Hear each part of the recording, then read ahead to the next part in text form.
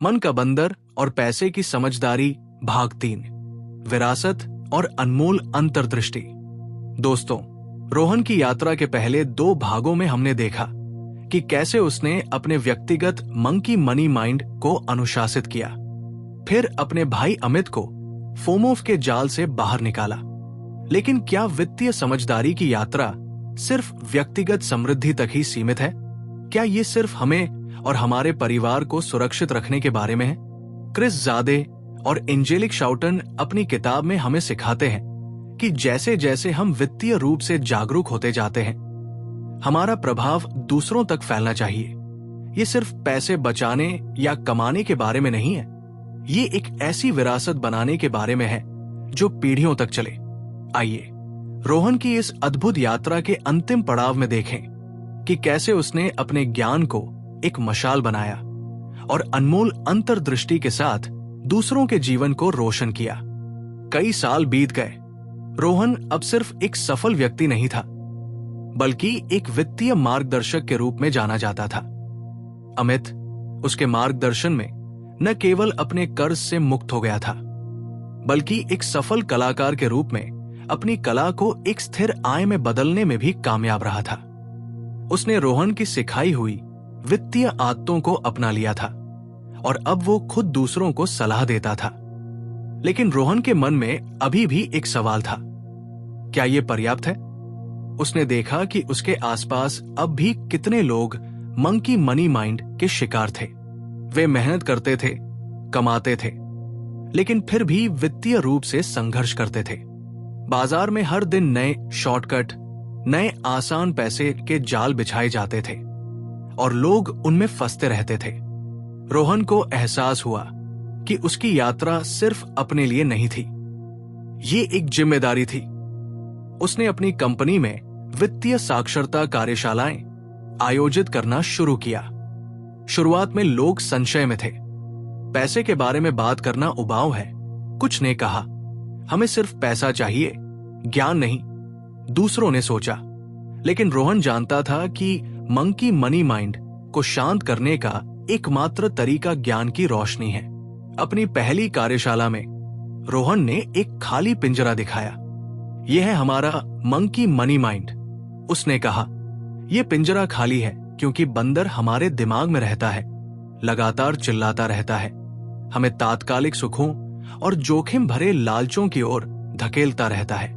यह हमें यह सोचने पर मजबूर करता है कि कल की चिंता करने की बजाय आज सब कुछ खरीद लो। उसने प्रतिभागियों से पूछा, जब आपकी सैलरी आती है तो आपको कैसा महसूस होता है? कुछ ने कहा खुशी, कुछ ने कहा मुक्ति, कुछ ने कहा कुछ नया खरीदने की इच्छा। और जब महीना खत्म होता है? रोहन ने पूछा। एक चुप्पी छा गई। फिर कुछ ने फुसफुसाते हुए कहा, चिंता, खालीपन, अफसोस।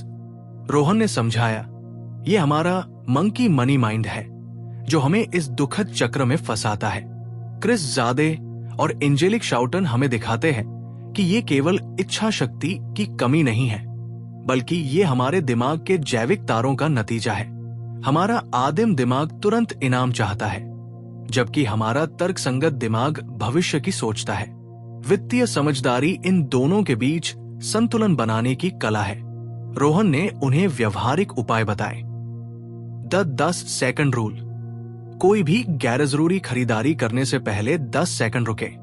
खुद से पूछें, क्या मुझे वाकई इसकी जरूरत है या ये सिर्फ एक आवेग है? विजुअलाइजेशन।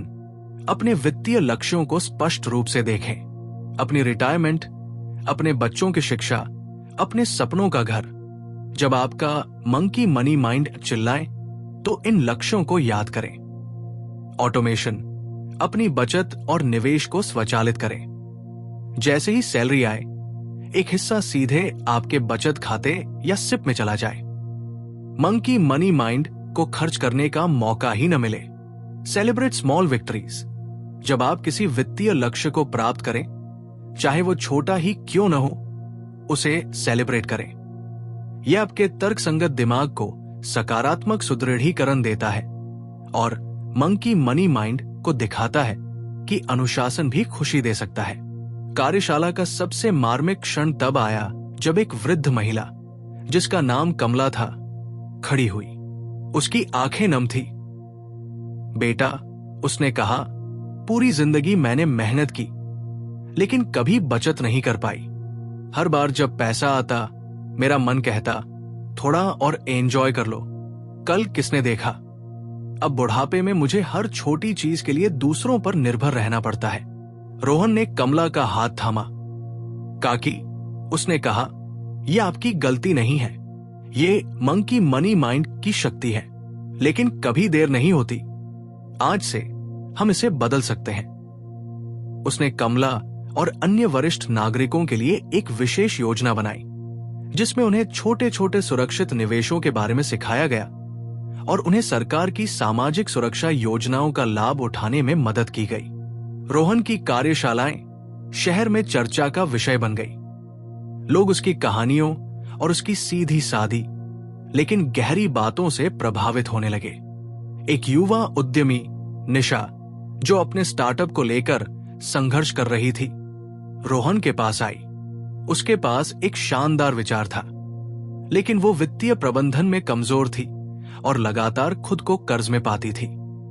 मेरा मंकी मनी माइंड मुझे कहता है कि अगर मैं मार्केटिंग पर ज्यादा खर्च नहीं करूंगी तो मेरा स्टार्टअप चलेगा ही नहीं, निशा ने रोहन को बताया। मुझे लगता है कि हर नई चीज खरीदनी जरूरी है, हर विज्ञापन पर पैसा लगाना जरूरी है, वरना लोग भूल जाएंगे। रोहन ने मुस्कुराया। निशा, ये मंकी मनी माइंड का एक नया रूप है, ग्रोथ फोमो। ये तुम्हें बताता है कि अगर तुम हर अवसर का पीछा नहीं करोगी तो पीछे रह जाओगी। लेकिन स्मार्ट ग्रोथ का मतलब है संसाधनों का बुद्धिमानी से उपयोग करना।